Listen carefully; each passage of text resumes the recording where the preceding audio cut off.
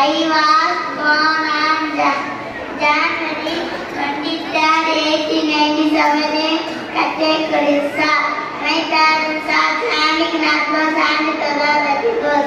I studied in Cambridge University. I became 5th Mayor of Calcutta in 1930. I became Indian Congress President in 1938. I addressed Mahatma Gandhi as father of a nation. I love my country very much. I formed Indian National Army in 1943. I won a free India from British rule.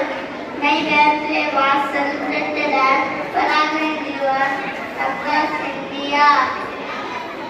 My life teaches you to be brave and love our country. Freedom is not given, it is taken. Give me breath, I will give